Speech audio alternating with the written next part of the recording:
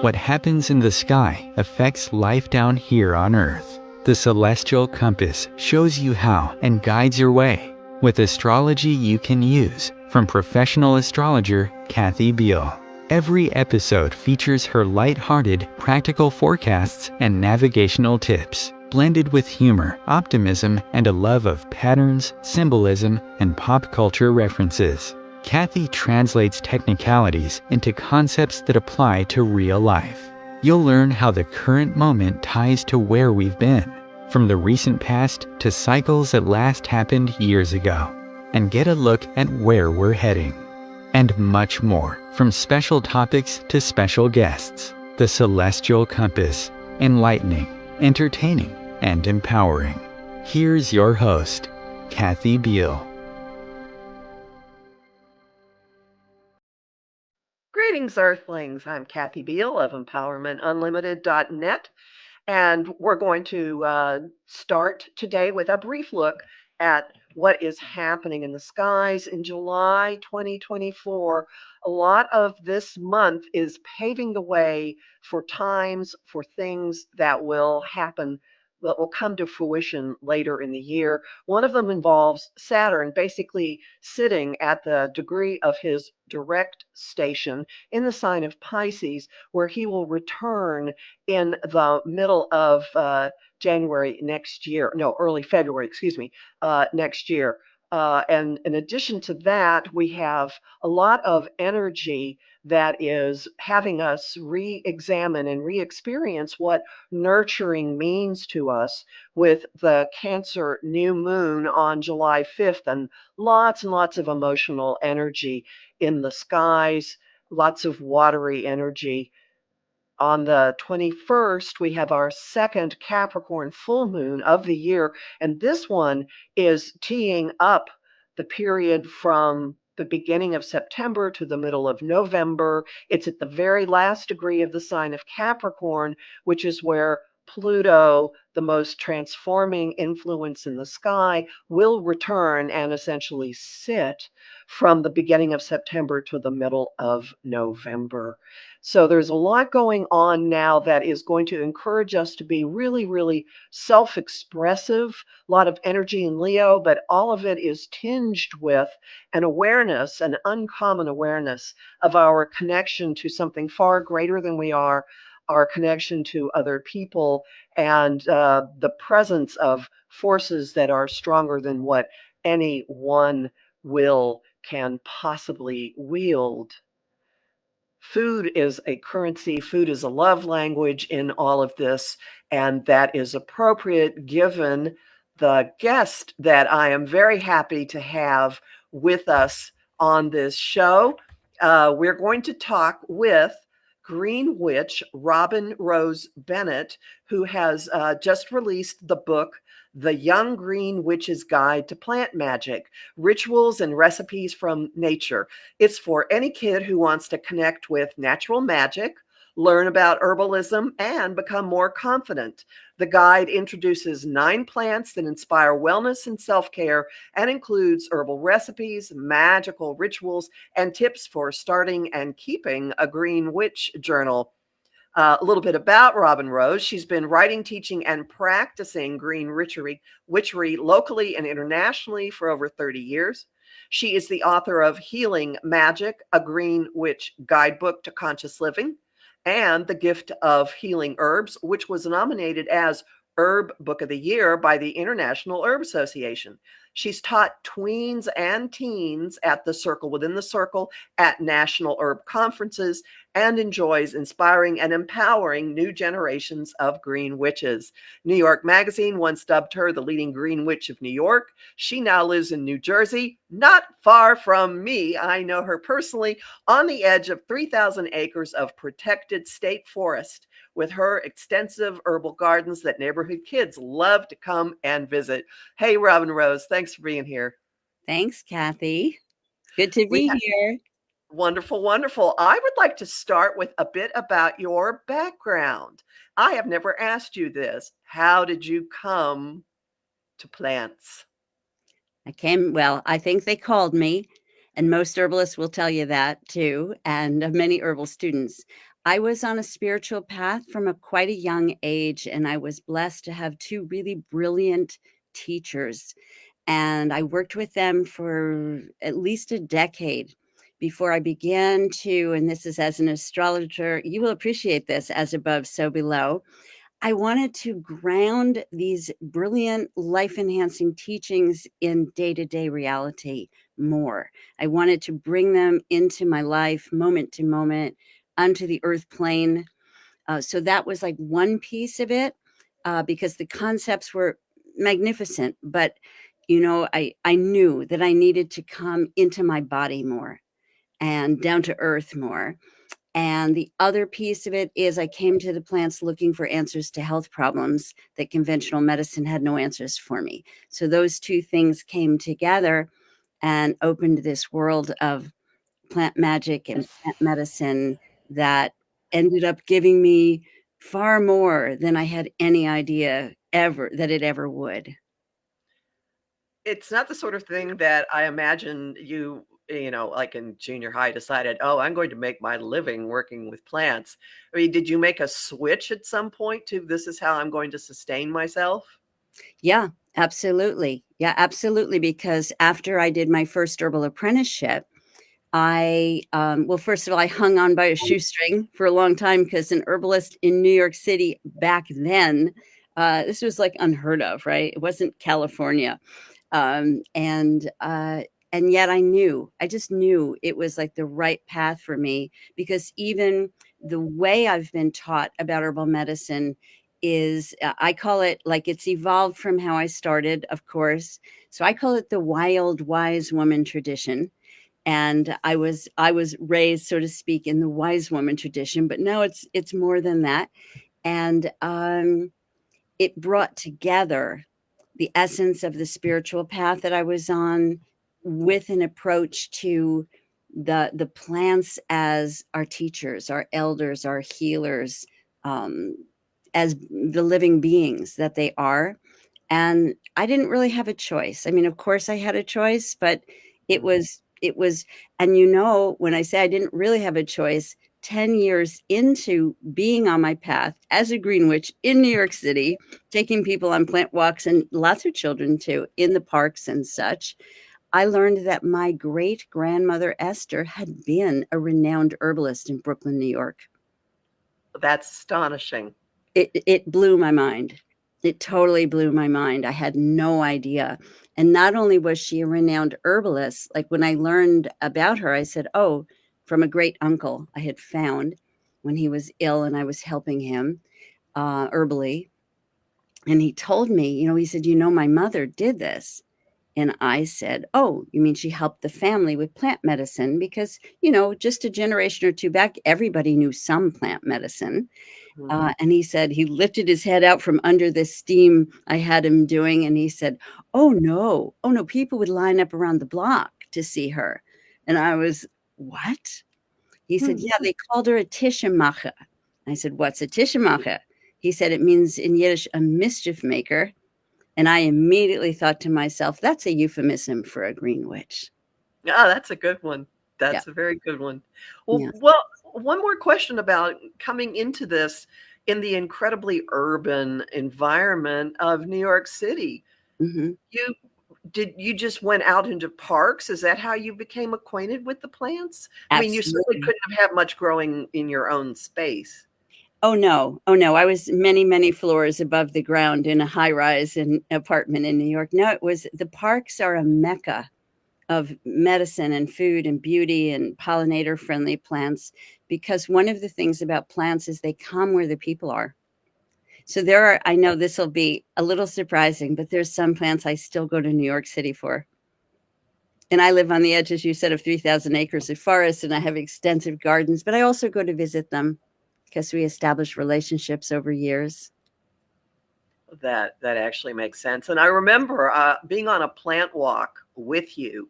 A mutual friend of ours had hired Robin Rose to do a walk on her own property, Mm. and you'll point out what grows there. And I recall you're saying plants show up on your land that you need. Yeah.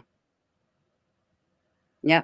Yes, it's born true. First I was told it, and then over the years I observed the truth of it.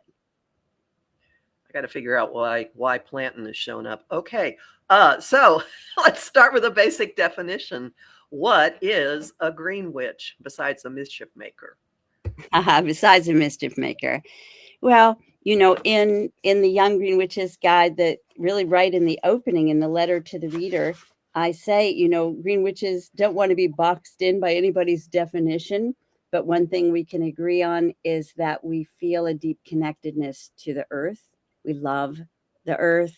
And more than that, we can feel, and this is true for all peoples and animals and such, but in terms of what is a green witch, we know the earth loves us back.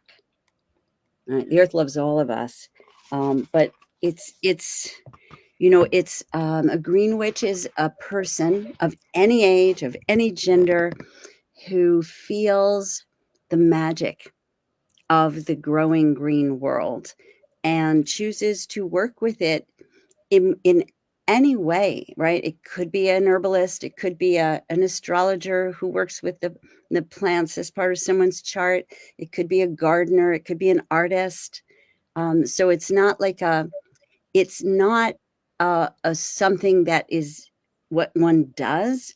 It's a way of being in relate. A green witch is one who is in relationship with the living earth, especially all of nature, but with an especial what's that word, affinity for the plants. So you yourself work with plants in a variety of ways. Can you sort of explore different things you do? Sure. Well, I mean, I teach people to identify. Mostly what I work with, and this is important, is the wild plants, which are also sometimes known as the weeds, or more affectionately sometimes called the wildflowers, which is basically just a weed when it's in flower. Right. But why the weeds is because they are abundant, they are hardy, they are really resilient. And these are all properties that all of us need in these incredible times that we're in. Right. I listen regularly also to your, astrological, helping us have a framework for the times we're in that is evolutionary. Right. Mhm. And so the plants are going to help us. I'm sorry, you didn't ask me. You asked me, how do I work with them? So I work with them, taking them in, right, as teas, or like, for example, I wanted to talk a little bit about lavender today. And Please. so here's like a little lavender spray, right? Homemade, you can tell because the label isn't particularly fancy at all, although it has a pretty butterfly. So I can, give myself a spray and cool down. So I work with the plants internally, topically, baths, in oils and lotions, burning them, in all kinds of ways. In one of the upcoming events that's going to be happening to support the book launch um, in Queens, New York, the kids are going to make lavender wands. Right? They're going to Oh, make that'll be magic beautiful. lavender wands. So it's like, how do you relate? I work with them by teaching people and ever deepening my own connection. How do you relate with the plants? How do you receive their gifts? How do you how can their medicine support you in becoming, and this is the key point, becoming who you really are, so that you live your authentic life. And I wrote the Young Green Witches Guide. Can I show you the cover? It's so Oh, beautiful. oh yeah, yeah. Yeah, I don't mean to rush, or I don't know what you're Oh no, telling me. no, go right ahead. Okay, so here's the cover, and I just love the artist, who Rachel Grant, who did the artwork for it. But one of the things I did was, I love bibliomancy, as you know, opening a book, asking for a message. So I asked for a message for our conversation, just like, let me open and see. And I opened to lavender. Ah, And I thought, well, that's interesting, given that in mid-July, I'll be doing this event where that's what the people running it chose to focus on. So lavender is cooling. Lavender is a cooling herb. So we're now in the height of summer. right? And in summer heat. So lavender is a cooling herb, but it's also a very calming herb, right? So, and then in terms of how you can work slash play, I think one of the first things I ever did and taught others to do in a workshop was to make dream pillows with lavender. Lavender helps dispel nightmares. Very soothing, very calming plant. And yeah, so that's some of the things I do. And how do you consciously adapt your information for children, or do you? How do you present? How is it any different introducing this to children from No, introducing it to adults? I will know more in answer to that question in a year from now Uh-huh. after I've done a lot more of it. But I don't think it's really different. I really don't. I think because I'm with Bob Marley, who said, your spirituality should be clear enough to you that any child will understand your explanation of it. And that's kind of been a guiding principle for me. I love that. And so I'm teaching adults the same things, and adults are saying things like, if only I had known this when I was much younger. So, um, maybe a little less philosophy and a little more singing, a little less of, sometimes adults want, well, give me what is this chemical in lavender that makes it cool my body down, or what is the alkaloid in this plant that's going to make it pain relieving, and in other words, prove it. Kids aren't going to care about that. They're not going to care about that. They're going to try it and see, which is what I encourage everybody to do, with herbal medicine. Is that's one of the beauties of it, is you don't have to take someone's word for it. You take it in, whether you're again getting into a foot bath or drinking a tea, and you see what it does for you. So, the plants do the work for me. I'm not interested in convincing anyone. And I think just with kids, maybe the only thing is different is a little bit with vocabulary, perhaps. I mean, I'd still like to stretch, help the children stretch themselves. Uh, but yeah, they just want to cut right to the chase, they want to cut right to the point.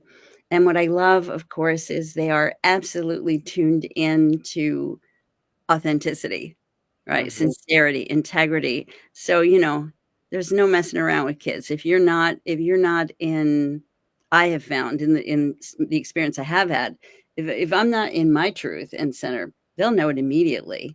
So I love that challenge because that's where I want to be coming from.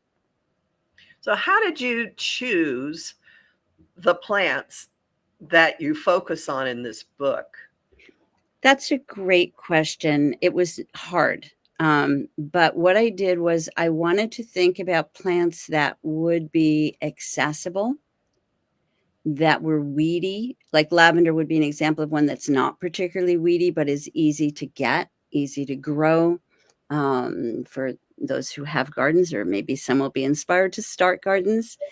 So accessible, absolutely safe, plants I know well, so I could speak about them from my own experience, from my heart, of how wonderful they are, and how many things they can do for you. Like you mentioned, plantain showing up, and that's one of the 9 Right. herbs in the book. It's also considered one of the 9 sacred herbs in Odin's something or other. I forget. I wrote it in there. But plantain is, for example, when I'm teaching, I will sometimes say, if I could only have one plant, it would be plantain, because it That's does interesting. so many things for us, body, mind, heart, and soul, and it does no harm. So I looked for herbs that would be uncontroversial as far as having any cautions around them, or not uncontroversial, but just the safest herbs. Mhm. And yeah, widely accessible, safe, multiple talents. Also, ones that could be used in the different ways I present in the book: the creativity in the kitchen, use in magic and ritual, herbal, right? So I wanted herbs that were versatile in terms of that. And so I picked 9 of my many favorites. I picked 9 of my many favorites. And you start with rose, which I think a lot of people wouldn't think of as herbal. Right, right. Rose is amazing. And so, for example, I just had kids at an event last week. I just had kids tasting. I brought with me the lavender spray, which, by the way, was just making lavender tea from dried lavender and putting it in a spray bottle. And everybody loved it. And then I brought some rose honey. This rose honey is so delicious. So yeah, I guess that's. But I see I do this with adults too. I was going to say maybe that's the difference, but it isn't, because engaging our senses, engaging the kids' senses. I do find kids love herbs that they can put in their mouths. They love herbs that they can eat. So rose petal jam or jelly is unbelievable. An unbelievable addition to your life is rose honey or rose jam if you've never had it. So yeah, and rose, one of the reasons for rose. So every plant in the book, Kathy, has, I don't know how much you've gotten to go through it yet, but every plant has what I call, like, I open it with its magic, its unique magic, and what that plant says, and a poem. So maybe I could share what roses is, since, as you said, it is the first plant. And I will tell you that why it's the first plant is because of all the plants, rose helps us to fall in love with ourselves, which everything can grow from there. Rose helps us, and if that is too much of a stretch for somebody, it teaches more and more. It helps you to have more self-acceptance. And that is not something you can find in its chemical constituents. It is the spirit of the rose. So rose's magic is self-love and claim your space magic. So think about it like the flower that opens, right? Like the heart opening, claim your space magic. Think about those thorns, right? Rose doesn't mess around. She claims her space. I want every human, but especially children, to know that they have a right to do that. And the beautiful thing with plant medicine, and again, people discover this by doing, is you don't have to figure it all out. You do it, and the plants help you grow yourself, right? They help you evolve. So the plant poem, so every plant has its magic, what it says, and its poem at the beginning. And the what rose says is love yourself just the way you are. And meat rose is see my blossoms open wide. I don't have a thing to hide. In the fall, my hips turn red. They taste tangy, that's what's said. When you drink me in your tea, I help to set your loving free. Yet my thorns are present too. I am watching out for you. I truly care how you feel, and I love to help you heal.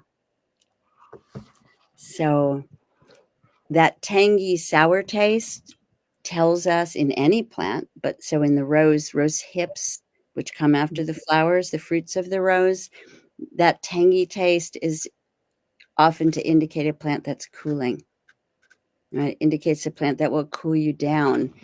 And, beautiful thing about the plant medicine, Kathy, is that it helps people remember that we belong, that we have this incredible kinship around the earth, not only with each other, right, but with our more than human family. And that is priceless. That's the whole part that I had no idea would come to me. It really is an amazing antidote to this kind of scourge of loneliness and isolation and alienation that people feel today, because we have been taught, that we're separate from nature, that we're not part of nature. That disconnection is so harmful. And I really think it leads to all of our illnesses, and certainly So our emotional pain. your book is an antidote to that. You're laying the groundwork for another generation or more Yeah, coming to adulthood with that knowledge as part of them.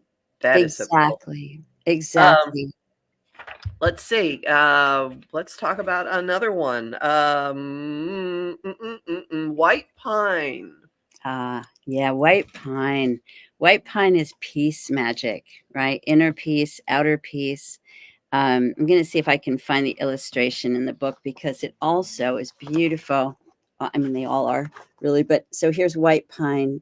It's part of the lungs, right? And white pine is, you walk into the woods and you breathe deeper, right? Right. White pine is respiratory medicine, but you think about it, right? When you're in anxiety, and sad to say, but a lot of kids are in a lot of anxiety, right? It's not Yeah. like, oh, they're just kids, they're not, no, they're anxious, they know what's going on around us in the world we're in. Everything that we do, right, is in the context of the time that we're in, right? It's our healing is to bring healing to how we live on the planet.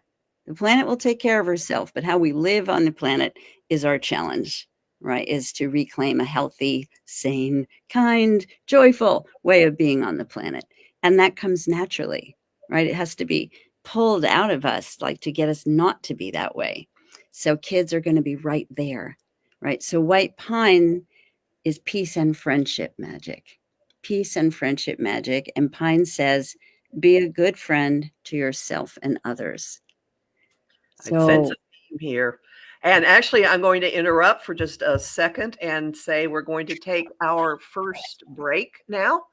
And hang on, everybody. We'll be back very, very shortly.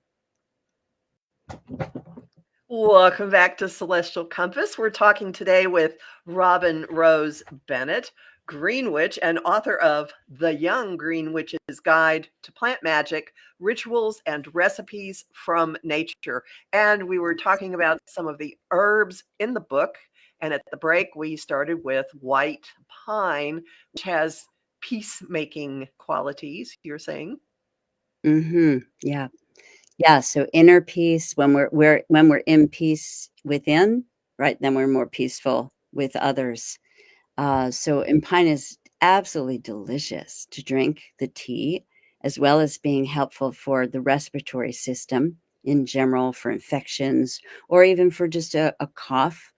Um, one of the, you know, one of the things that was exciting when I was writing this book was that I was invited to put rituals for kids in there.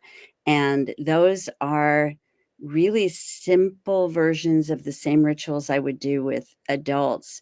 So one of them for pine, for example, is spiritual bathing with pine wands. And pine is, especially the white pine is that is ubiquitous here in northern New Jersey, is one that drops branches when there's a storm very readily. So the instruction is to go find a branch on the ground, or I give it just instructions on how to respectfully and healthfully for the tree clip the branch if need be, and to dip that branch in the pine tea and basically do like a bath, right? As a like imagine like a little circle party, and everybody does a pine wand bath for each other. It's really fun, and it literally is transformative.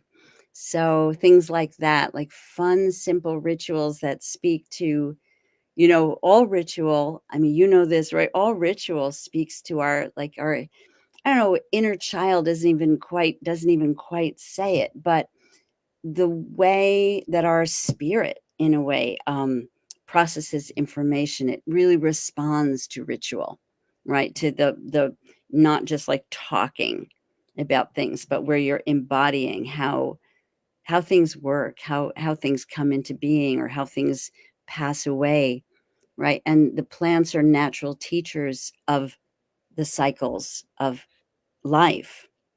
Right. And again, even as adults, right, where most of us were not raised with a healthy understanding of death, right? And it's part of life. The plants show us this. And so even how the plants can help with that, right? And that everything goes back to the earth and plant seeds for the next generation, that rebirth is a part of life as well. And then I'll just be encouraging kids to find like which plant is calling you from the ones you read about. So like I got one email that made me so happy, a picture of a 9-year-old reading the book, and she said, I'm going to ally with lavender. And so allying with the plant is when you feel like a real connection, and that plant will be your teacher and your kind of support, your friend, a real friend. And I also think that your ally is one who helps you connect with other plants, right? They're very not jealous. They're very So like your gateway drug. yeah, it's your gateway ambassador. And Gateway. I feel like an ambassador between the people and the plants, and the people in the wild. Well, that would that would fit based on my observation as well. There are two others I want to specifically talk about. I don't know Sure. if we'll have time for more, but Okay. one that I think a lot of people don't know about, I could be making a presumption here, is oat straw. If I was going to guess which one was going to come out of your mouth at that intro, I was going to guess oat straw. Hey, maybe So you're psychic. yeah, I am. I'm a witch, a green witch. Oat straw is the only plant in the book that is an annual, meaning it goes to the, it has a 1-year life cycle, set seeds. And oats does grow wild if you live like anywhere near any horse farms, right? Only because it escapes cultivation. But it is the same plant that's in like oatmeal, except for it's the grass that oatmeal seed grows upon. And what I love to share with people, and I'll just do it with you right now, is just imagine that out of the bottoms of your feet, little tiny roots sprang out and they grasped into the soil like grasses, right? And that the top of you was like a grass, like a stalk of grass. And the breezes come and the winds come.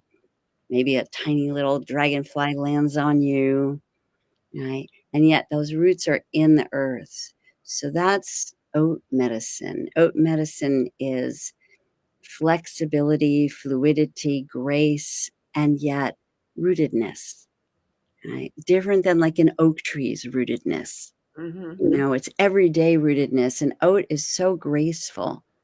If you ever see a field of oats swaying in the breeze, is so graceful. So oat medicine, let's see if I can find that in the book. I bet I can, because it's not that long of a book. Oat It's the straw, second one. yeah, oat straw is inner peace and beauty magic. And oat straw says, relax. I see your beauty and strength. I see your beauty and strength.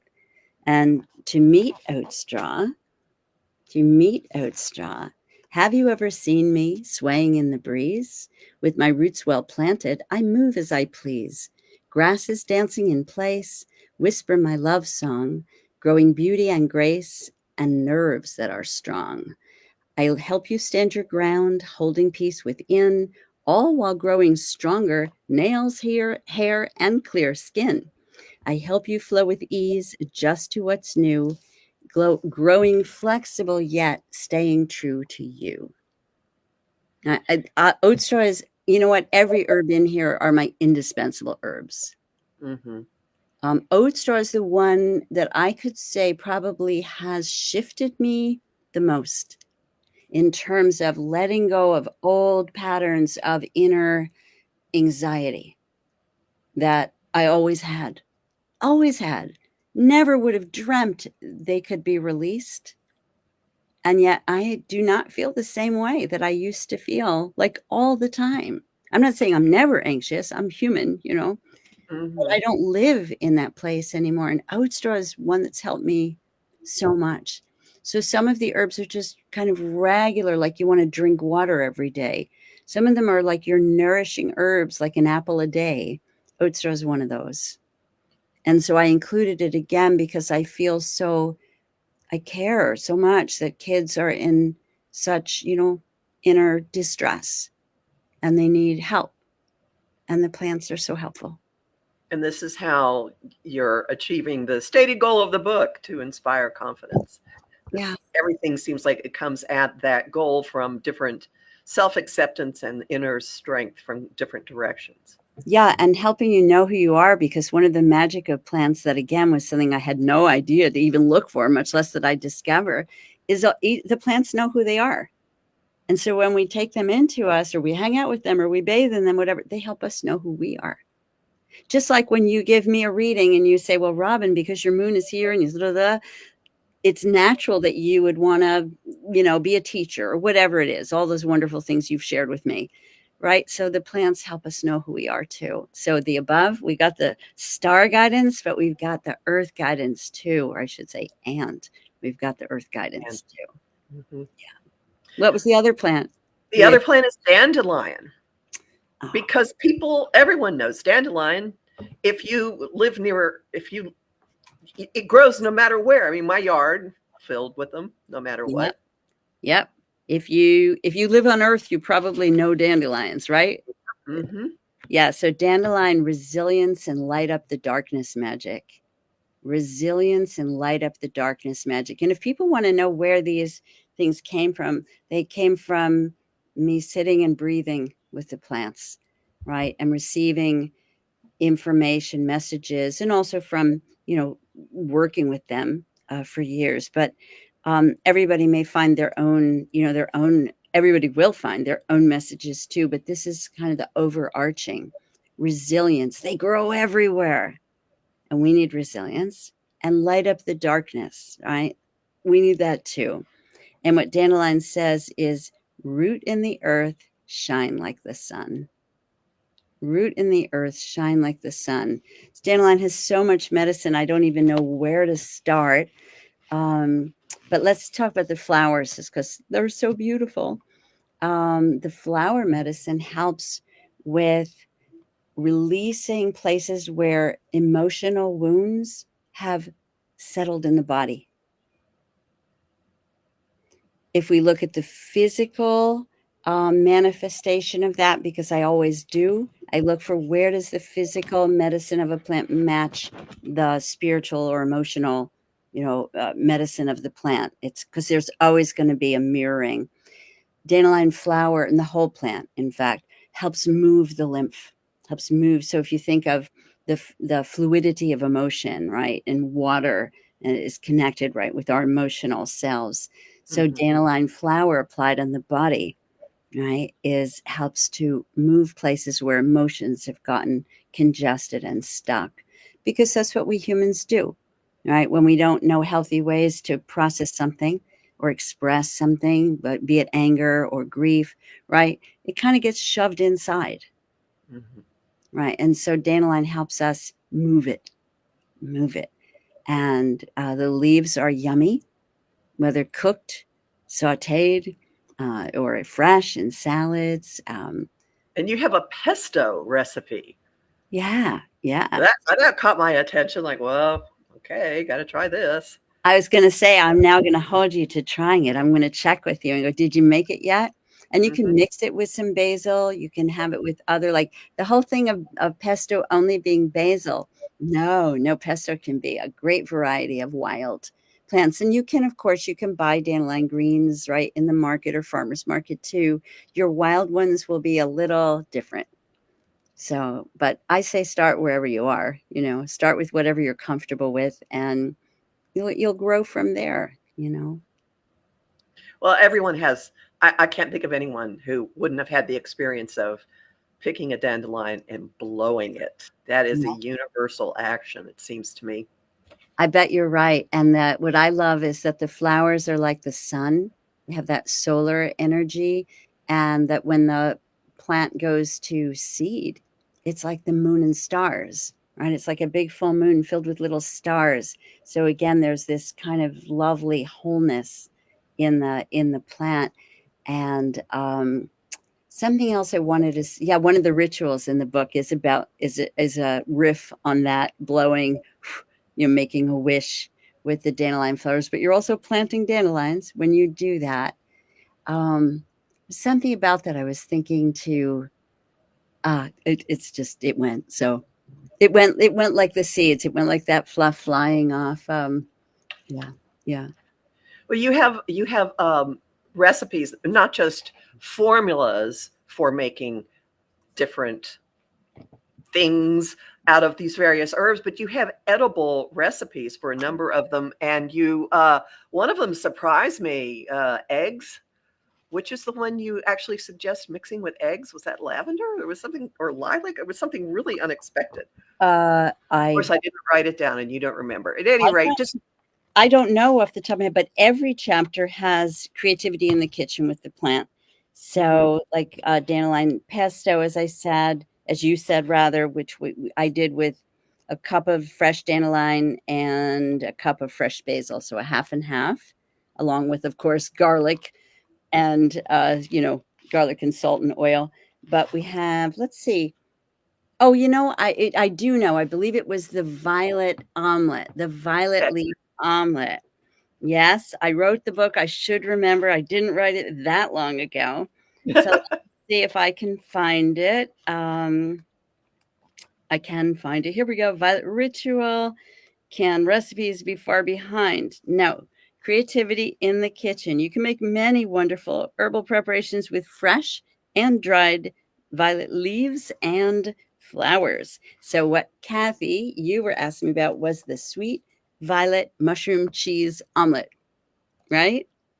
Right. So you don't want me to give the whole recipe, or do you? No, just I wanted to introduce people to the notion that this exists and make them curious. And it's very pretty. And it's very pretty when you put plants and flowers, leaves and flowers in your food. I like to do that very regularly, whether it is opening up dandelion flowers and putting them in, or the violet flowers, or I'm sure there's others that I'm not thinking of right now. But yeah, wild things are almost always in my meals because they make us freer.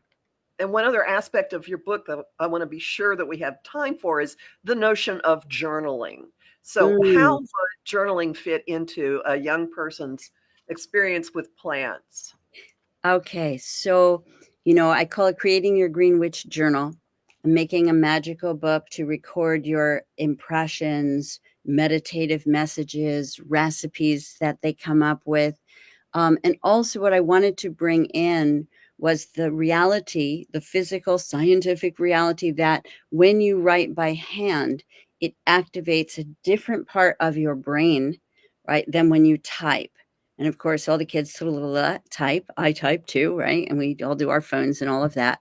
But when you slow it down and write, you access more of your creative self, more of your intuitive self.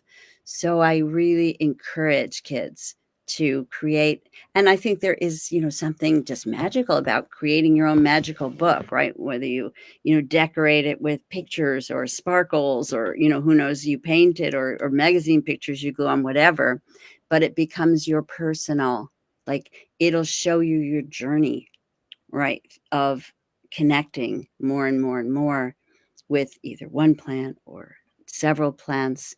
But so all of that goes into, and also when you meditate, right, or when you, like, one of the exercises that I encourage is to breathe, exhale, and give your breath to a plant you're wanting to learn more about or get to know better, and inhale and imagine that breath coming back into your own heart. So you're sharing like a figure 8 of breath. That's also what's always happening in reality. So part of this is to connect kids with the reality, the magic of reality, right? We are breathing because the plants are exhaling oxygen, right? And when we exhale carbon dioxide, they are inhaling it. So when you get a message from a plant, when you're in that quiet place sharing breath, you may think you'll remember it, and you won't. So often you won't remember it. So, I encourage kids of all ages, right, to write down, even if it's just a key word or two. And even sometimes, I'm sure you know this too, and listeners, you probably know this too, right? Sometimes you don't think you got anything, but you'll write a key word or two or a phrase, and you come back to it, and later some insight rises from that. So, and I'm a writer, so I love to encourage the kids to write. And again, everyone, the book we're talking about is The Young Green Witch's Guide to Plant Magic, Rituals and Recipes from Nature, which is just now out. Our guest is Robin Rose Bennett, who is a Green Witch and also an author of many, many things. Where can people find you? The best place to find me is on my website, robinrosebennett.com, and sign up for the newsletter to find out what's going on. And then I'm also regularly on Instagram, in particular, at Robin Rose Bennett. And you do Instagram lives? Are you out in your garden when you're doing them sometimes? Sometimes, yeah. Yep, sometimes. It's been a while since I've seen it. I think it's not easy to find, folks. Okay, so don't. What do you mean? What do you mean it's not easy to find? I Robin got Rose Bennett. It's just no. Your garden is not easy to find. Oh, I see. Right. No, But but online, yes, Robin Rose is very easy to find online. I do lots of reels on Instagram as well, and on YouTube. I do lots of reels of the garden. So that's a great way if you want to see a particular plant or me with a particular plant. And you have another book that came out this year? I do. Do you have a copy handy? Actually, I should have thought to pick it up, but no. I could go get it, but you probably don't want me to go off screen to get it. It's called A Green Witch's Pocketbook of Wisdom. You graced it with a lovely endorsement, and it's a little pocketbook, and every single make sure look at this. Look at this. Here it is. Every single day, I use it like an oracle myself. I ask for a message to set the tone of the day, and I open it to see what I open to. And so I'm going to show you what I open to because you're going to love it. It's not only is it a picture of dandelion, right? Hands of young and old about celebrating the cycles of life, and the message. So each page is like a little message of wisdom with a little explanation. I hope you're enjoying yours, Kathy. And the one I opened to for today was nothing is more magical and mysterious than reality. Do I have time to read the little explanation? Yeah, real quick. Yeah. If you doubt this, witness a baby of any species being born or hold the hand of a beloved as they die. The ongoing transformation of energy to matter and matter to energy reflects the magical, mysterious essence of reality. Thank you. That's a perfect benediction for our conversation. Thank you so much for being here. Again, everyone, Robin Rose Bennett, robinrosebennett.com, her name on Instagram as well. Thanks so much. We're overdue for sharing a beer at the general store. Let's do it. Thank you so much, Kathy. And I love your work too so much. So thanks for having me on. You're very welcome. Thanks for making the time. And everyone, remember that my forecasts are freely available at empowermentunlimited.net and Om Times, my monthly moon forecasts as well. And my my weekly podcast is on my site and my YouTube channel, Professional Aquarian. So everyone go take care of themselves, get this book for yourself, if not for the little ones in your life, and go out in the garden, get dirty, ground. Everyone enjoy. Thanks so very much. Thank you, Kathy. It's for 8 to 12 or 8 to 120. Well, I think we're in that. Bye all. Green